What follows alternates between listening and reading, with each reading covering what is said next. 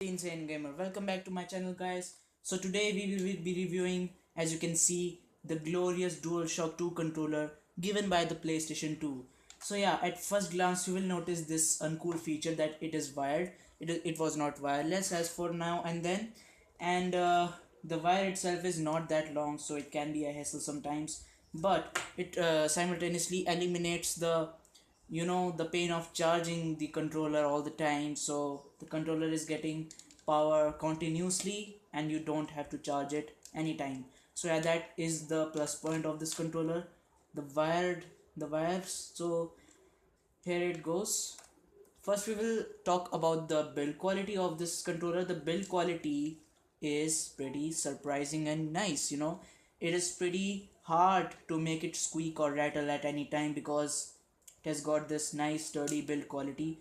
Yeah, it stuttered a bit, but it's minimalistic, can be negligible. So yeah, build quality is nice. All the buttons feel well put together. They feel nice to press and hold. The analog sticks itself are nice. So yeah, the build quality is nice. And the other thing you will notice, unlike the DualShock 3 and the Xbox 360's controller, this one hasn't got those springy triggers to use, but they have got these standard L1, L2 and R1, R2 buttons. They are pretty nice to use. Even after using this controller like 7 to 8 years ago, this controller is pretty nice and good in terms of its condition now. And it's as I told you before, the build quality is solid, so is the condition of this controller. The L1 R2 buttons, all the buttons here are nice to use. The thumbsticks and these buttons are really clicky even now.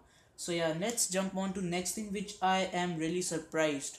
I have been using Xbox 360's controller for a lot of time now, and after using this DualShock 2 controller, I have to say two things which are really better from the Xbox 360's controller is this really nice D-pad and this cluster of four buttons.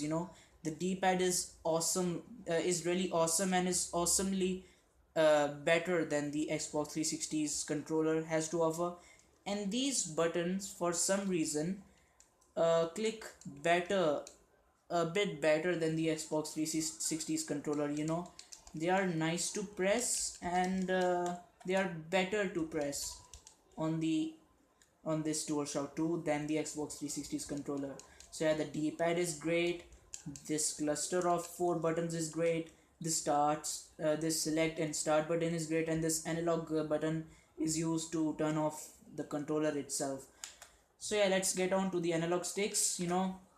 For some reason we have to take out that scuff of these controllers because I don't remember for some reason, but when it had the scuffs on, I really remember how much I love these analog sticks. They are nice to use. They have fair amount of grippiness and resistance with them, so they are nice and decent to use. Okay, and the next thing is the ergonomics, which I really don't like all that much, definitely when compared to the Xbox 360's controller, because it's quite small.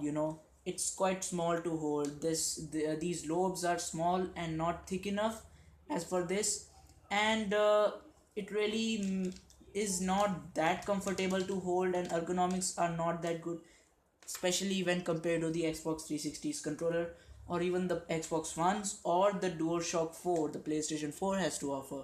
So yeah, the controller on the whole is pretty great. Even in 2017 I'm using this controller and using my PlayStation 2. I'm really satisfied with the performance of this controller. It's pretty nice. So yeah guys, that was the video of the DualShock 2. I hope you enjoyed it.